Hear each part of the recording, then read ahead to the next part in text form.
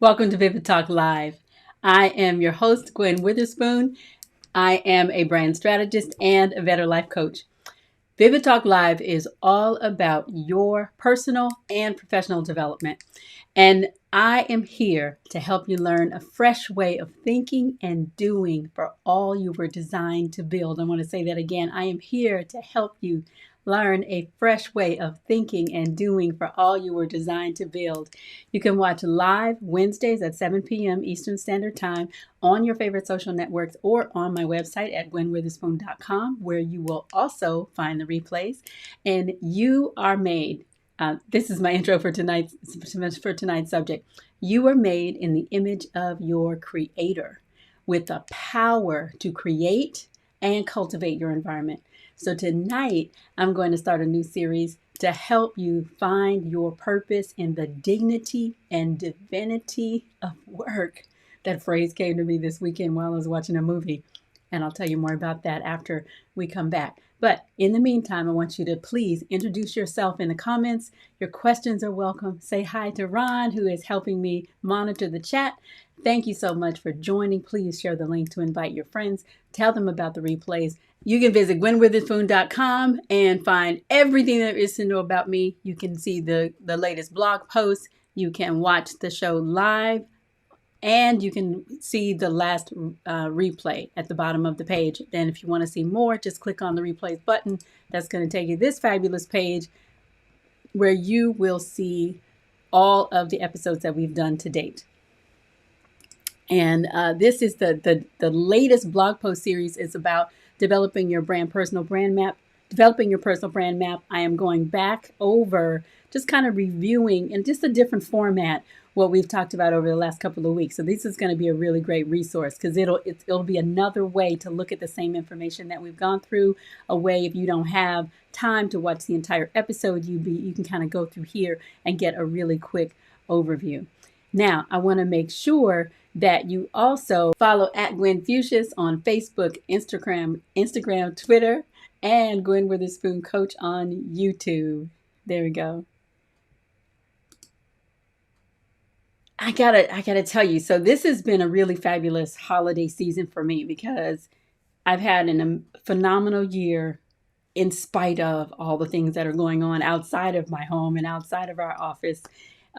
In my business and in my own personal development, and launching Vivid Talk Live this year is probably one of the best things that I have done for my life, for my career, for my business, for my ministry, for everything, because it's helping me to bring everything together and to understand fully who I am and what it is I have to offer, what I want to say, how I want to help you, how I can take all the 30 plus years of experience in this marketing, communications, branding arena, in development and training and all of the sales, everything that I've done, bringing it together and really sharing the wisdom that I have learned as Gwen Fuchsias with you on Vivid Talk Live. And so as I have been doing that, it's been a really intense year. There's been a lot of time. I mean, clearly we all had to spend a lot more time at home than we would normally do.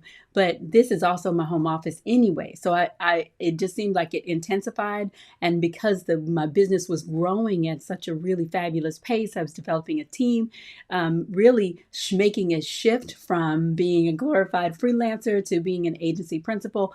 All of those things really put a lot of pressure. And I'm known to love work. I've alluded to that before. I've been accused of being a workaholic by a couple of folks, but I don't really see myself as a workaholic. I just really enjoy creating. I enjoy developing. I enjoy investing time and energy and watching something grow and cultivate. I love watching the light come on in people's eyes. I was a sales manager in two major retail chains, and the thing I loved the most about my job was being able to develop the members of my team and help them grow, just to be better at their jobs. That's the most thrilling. Every direct sales company I've ever been in, I've always been a top recruiter because I love helping people to solve their problems and see potential and understand what they're capable of. So this has been fabulous. But I said all that to say that it's been really intense. I mean, really intense. I've worked I've worked harder in a different way than I have ever worked this year. And as a result, I've had a number of like really huge projects that kind of went back to back, and what I call those work binges. So when I get through a work binge, what I used to, what increasingly started to happen was that I would just be much more tired than I recognized at the end of each one, and it was kind of becoming a little more increasingly difficult to figure out how to really truly rest in between. And I noticed some emotional shifts and changes after I would go from one project to the other. And so this holiday season, said all that to say, this holiday season has been a rare opportunity for me to do a lot of nothing. And in doing a lot of nothing, like probably many of you, is that we have been watching a lot of movies. And so while scrolling through Netflix, I saw The Butler come up. And I saw The Butler when it came out. I think it was 2013. I saw that movie.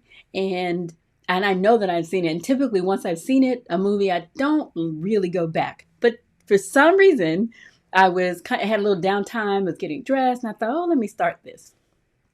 Started watching it, and it was as if I had never seen it. And so very quickly I started just really, there were just so many things that hit me very emotionally. I think really watching the movie in the context of all of the social justice things that have been happening this year, the intensity of all of those, my own personal reckoning with my own with my own DNA, my personal DNA.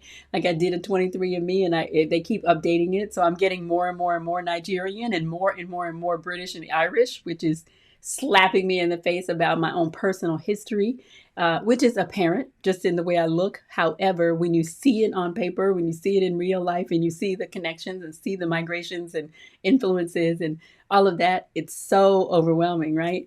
So I'm going through all of that emotional stuff. Then I watched this movie, and really at the end of it, the phrase that came to me was the dignity and divinity of work.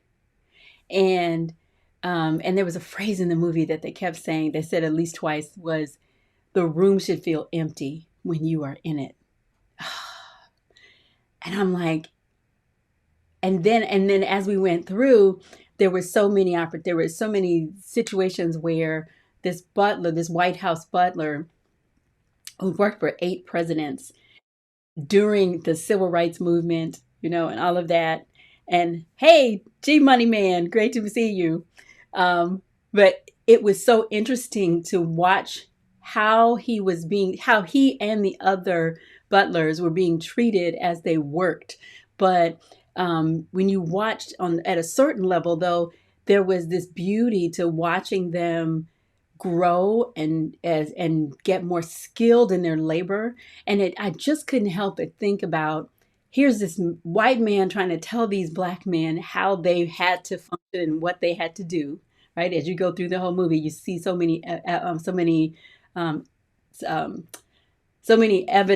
evidence of that, right?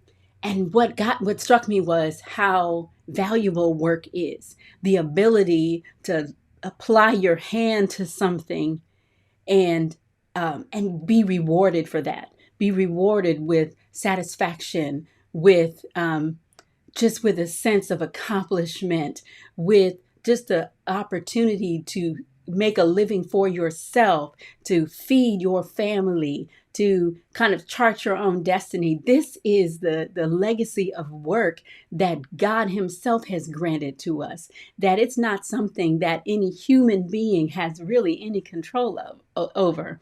And so that phrase, the dignity and divinity of work. And it's not a job. I'm not talking about just going somewhere and getting a paycheck, but there is dignity and divinity in the work that you have been called to do, that you have been purposed to do, that you have been gifted to do. And so and I was going through more files and found something that I had created called a purpose grid. I love charts, as I keep telling you.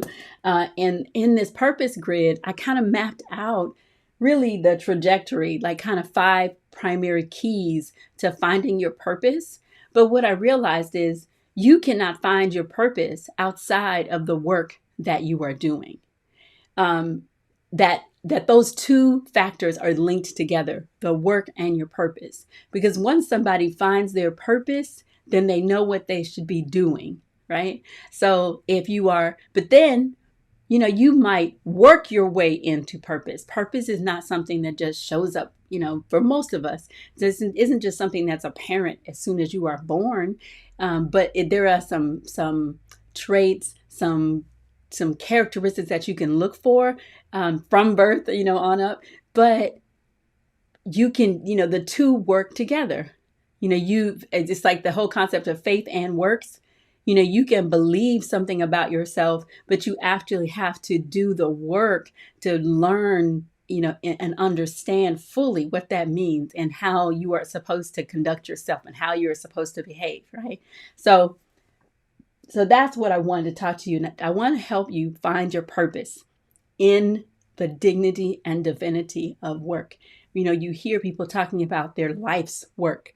We talk about careers, in America, in our capitalistic society. Oh, I love that. I made G Money Man. He says, I made my problem my purpose, child with disability in grad school for applied behavior analysis. That almost brings tears to my eyes. That's it. I think you can make your own personal problem a purpose, and you can also, find somebody else's problem. So in this case, he's done that. He has a child that had a need, and out of that need, he found his purpose for how he can help other people. And oftentimes, and that's so good though, we have been going through it this year, and some of us more than others. Some of us have the blessing and the opportunity to kind of watch what's happening to everybody else and be impacted, but not, devastated by it. And then there are those who have lost loved ones, who have battled the disease themselves, who have lost their living, lost their jobs, lost their businesses. There's, so many things. There's some lost their lives to violence. I mean, there's just so much going on all at once. It's amazing how human beings are even equipped to handle all of this. But we don't grow until we really have a problem, until there is a problem that even motivates us enough. Like, you don't even personally have to have the problem, but it's got to be painful enough that it motivates you to make a change. Some of the things going on are in our society. Some of those things are designed to stir you up, to make you angry, so that you will act, so that you will change, so that you will grow. And I think for many of us, purpose can come out of it, right? And I think even when you are forced out of a situation that feels kind of comfortable and that you understand and know, into the unknown, you're propelled into a situation where you have to make a change, right? And really, as bad as that hurts, it could be one of the best things to happen to you, or the whatever 5 things, all the many things that have happened this year, all piled up together. There's a principle also in the Bible where it says God will not give you more than you can bear. And when it feels the most unbearable, that's where you have an opportunity for your strength to rise up and for you to come out much better than you would have been. And you can come out and be in a situation where you're actually grateful for the trouble, grateful for the trauma, because you recognize that it took you to a place that you wouldn't have gone to by yourself. And it brought out so much more and so much better. So when I talk about being a better life coach, I want to help you find that better life. And that better life is available.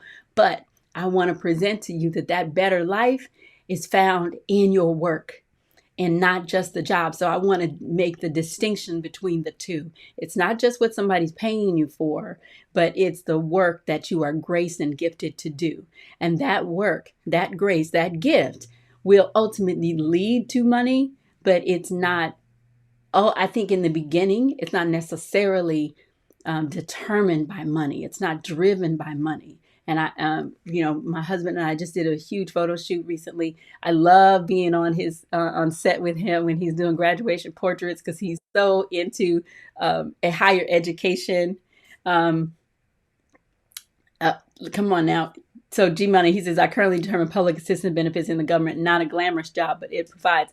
Listen, you know what? Those jobs that we have that are not glamorous, that are not exciting, that feel like drudgery, that are maybe even paying us less than we're really worth. Those jobs are really, you got to think of them as they're funding. They're funding your purpose ultimately. And what you have to do is you've got to gather the strength that in the middle of that situation, because when you're giving your time and energy to anything all day, every week, it's emotionally and physically just draining. And so it's the easiest thing to do is to come home and then just do nothing.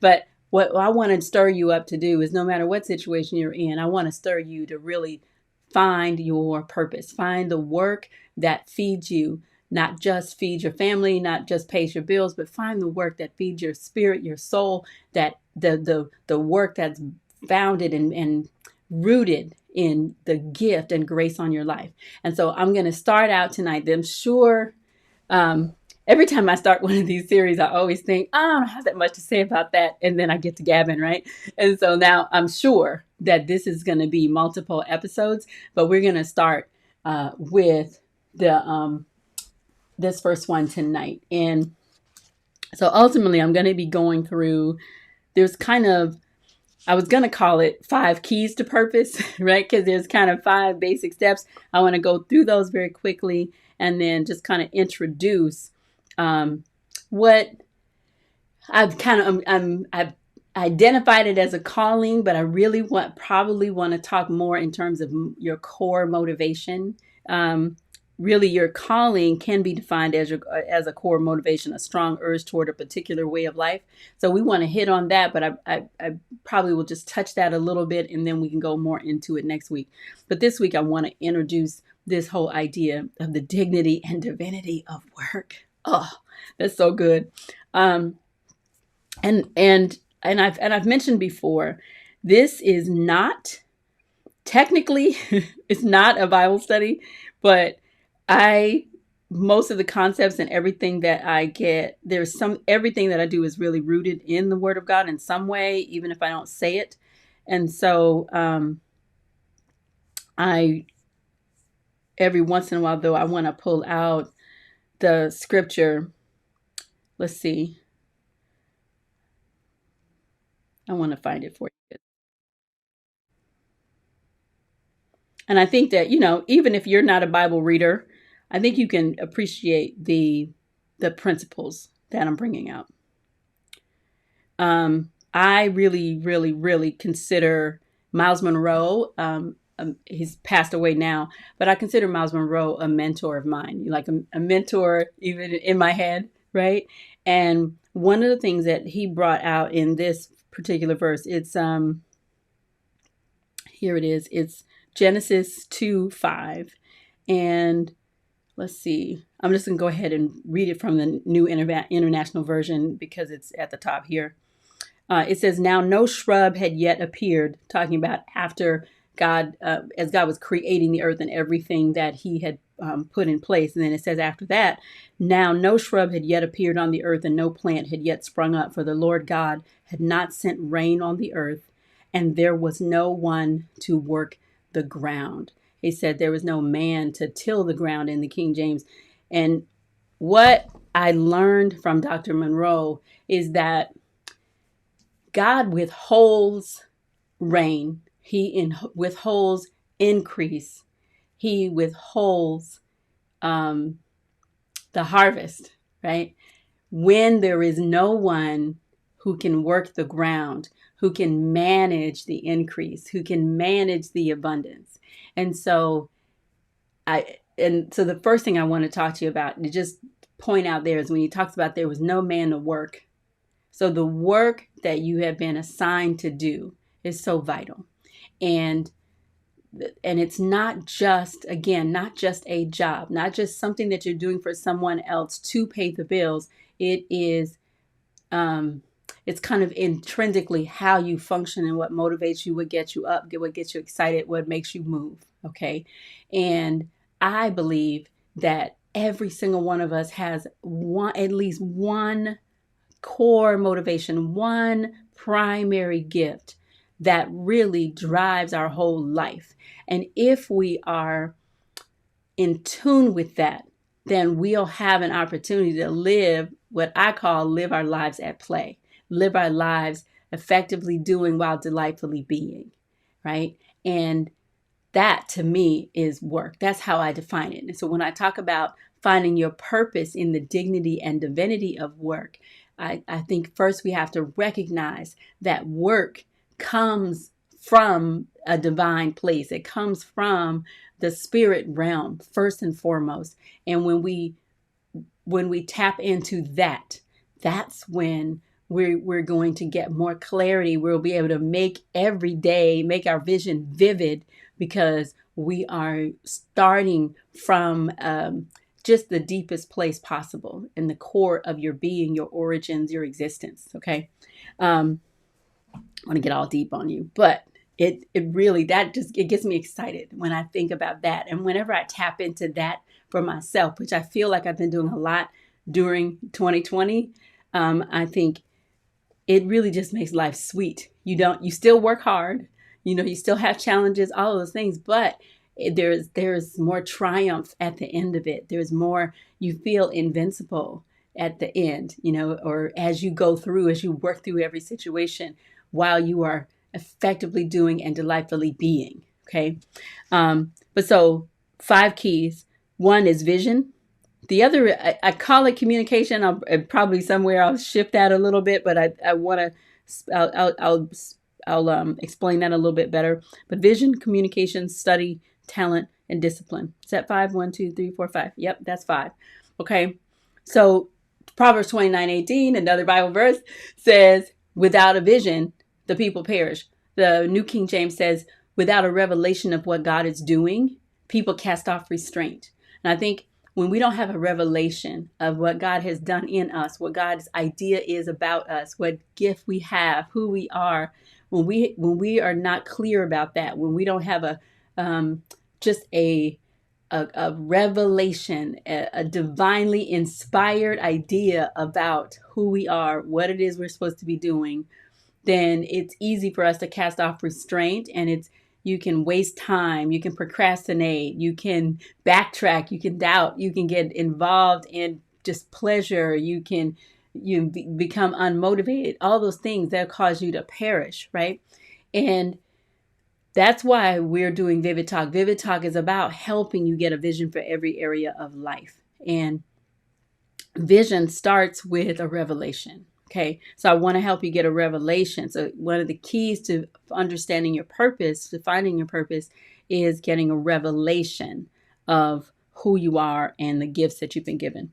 And then communication is about, so if the presupposition is that we have all been given a gift, then the idea is if you have been given a gift, then make sure you use it. And when you use it, you are communicating, you're sharing yourself, the best of yourself, the deepest part of yourself, when you're sharing the gifts that God has given you when you come from that place.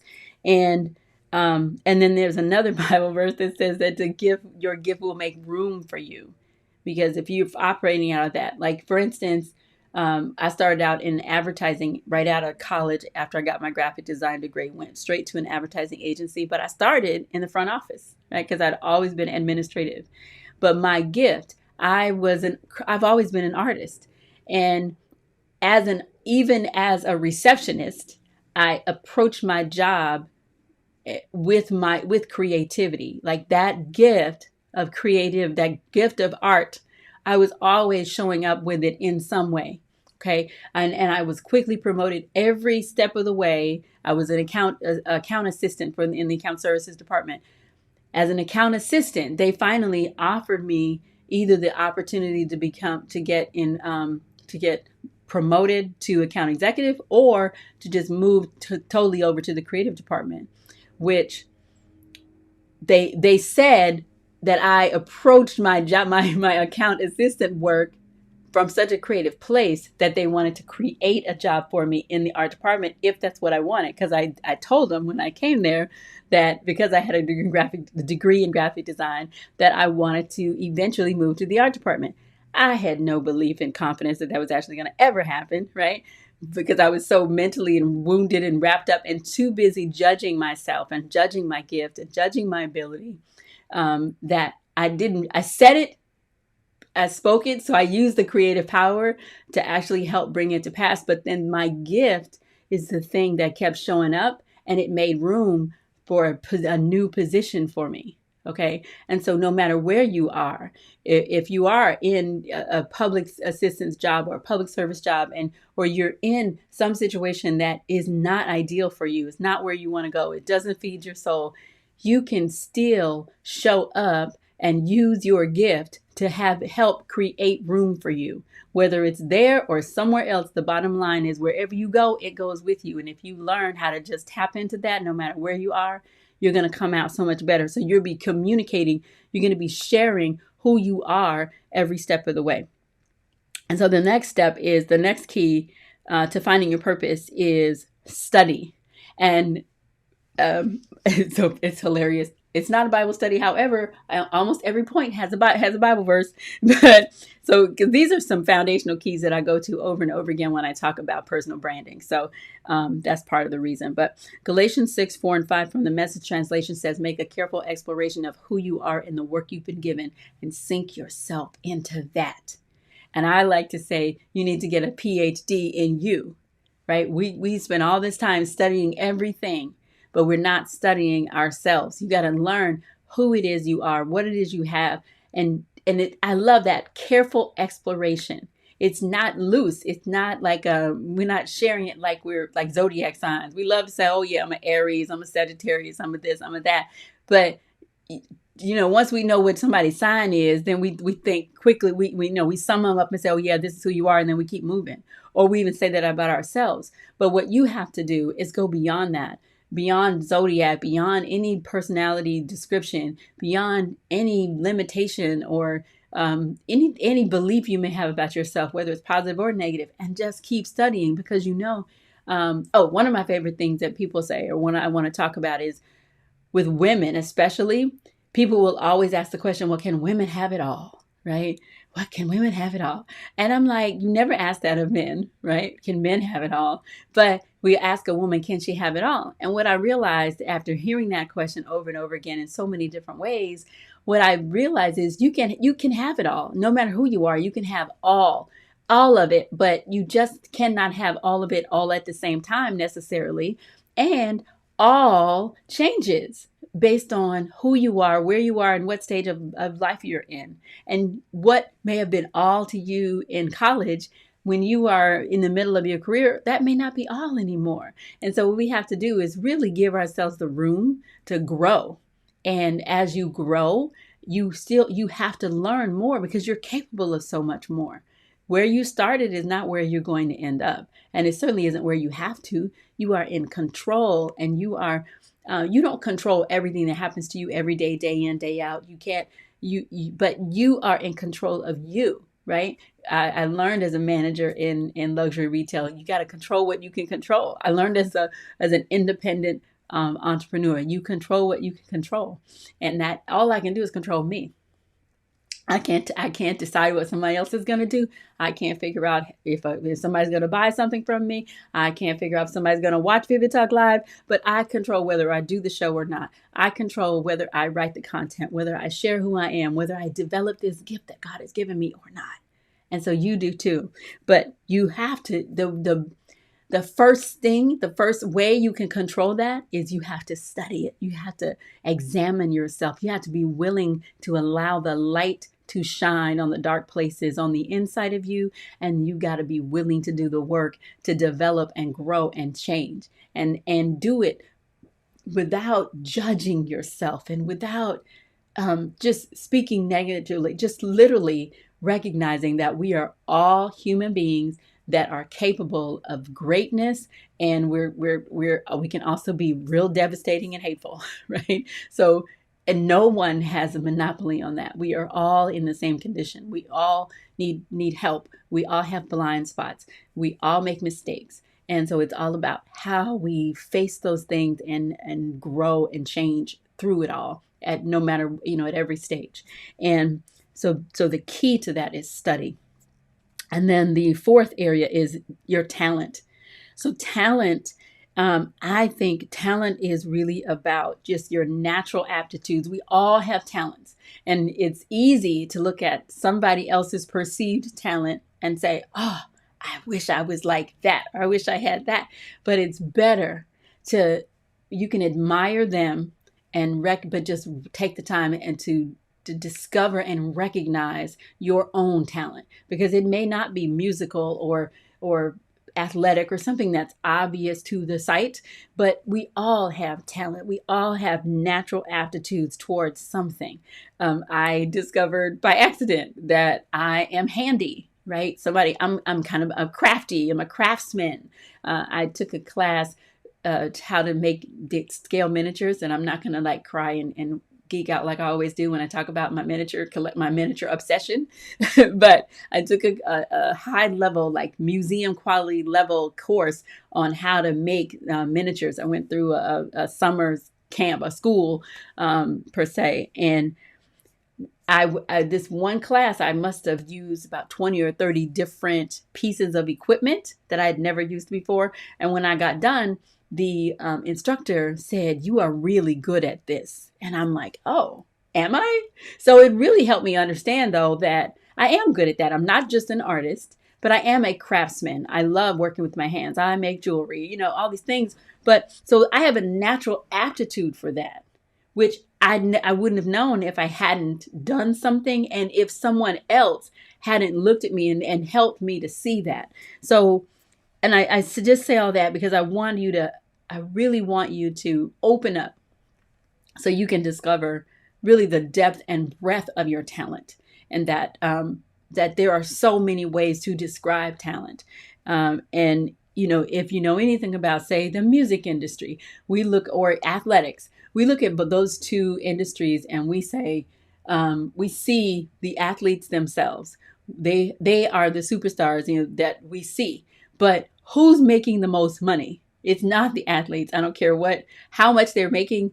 The people behind the scenes are making more money. And there are all kinds of people, and maybe making more money and doing a whole lot less work. So there are other ways to make money, just as there are other ways to make money in different industries. There are depths and levels of talent that you possess that are valuable and necessary. But you have to take the time to first make sure you recognize them as valuable. And as you do that, your life is just going to get richer and richer, and it's going to be leading you to purpose. Okay. And then the last key is discipline. Now, I love to call it the D word. Discipline is the difference. So I started out by saying that in the scripture, it says that God did not release the rain in the garden because there was no man, there was no one to work the ground. There was no one to cultivate the garden that he created. What's the difference between a field and a garden?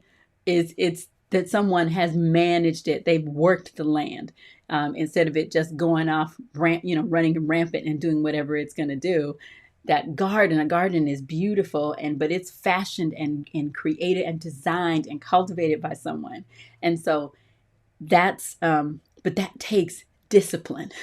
You don't just get up one day and all of a sudden you got this gorgeous garden, right? So the work that we do, the value that we create, has to come from us applying ourselves to disciplined action, to really following through on the work. I've been working with a lot of college students and people that are new in their careers, and really trying to cultivate and train and help them, entrepreneurs that are just figuring out how to do this business thing.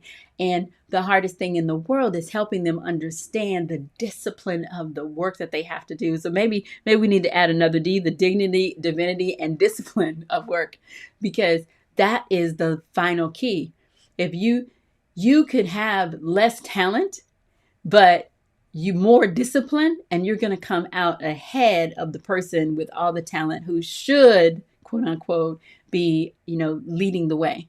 And so it's just, I'm not going to say a lot about discipline today, but there's a lot to be said for that. And applying yourself to your life's work. In this week's blog post, I talk about this upcoming week.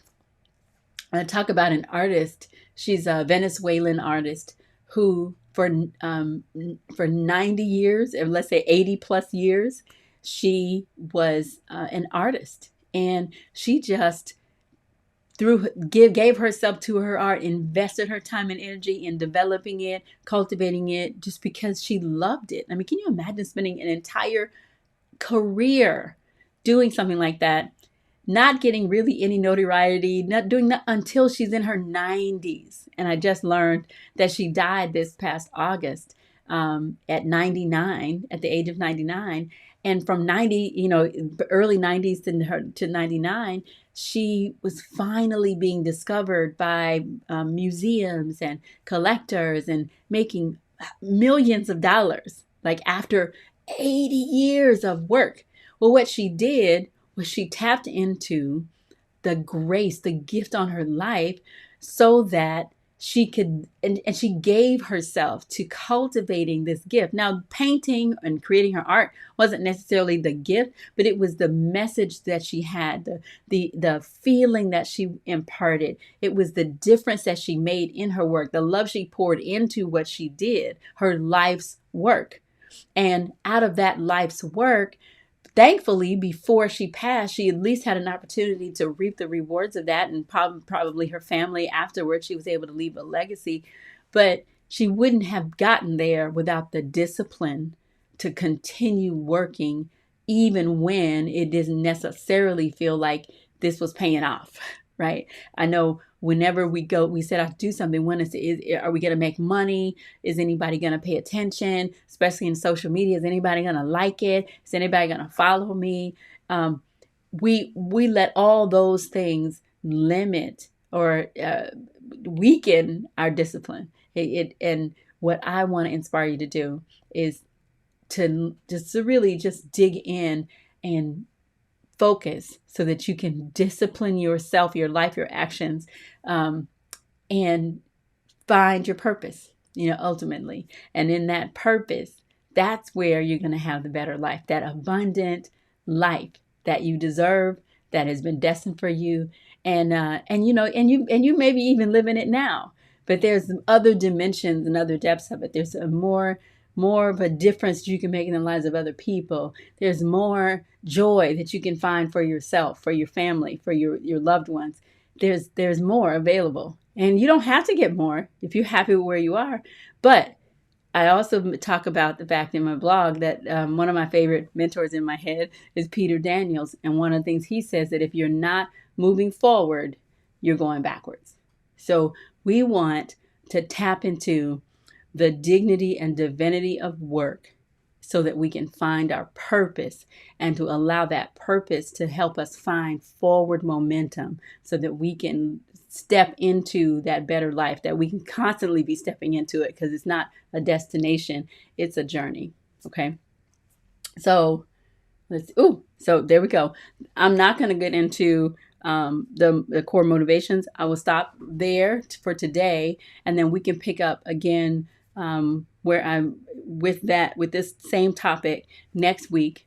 I'll probably be going through this for a little bit, because there's a number of, there's the 5 keys that I just shared, but in those 5 keys, I'm going to walk you through step by step. There's kind of 8 different stages to help you really find your purpose. And I've asked, and each one of those stages has a question.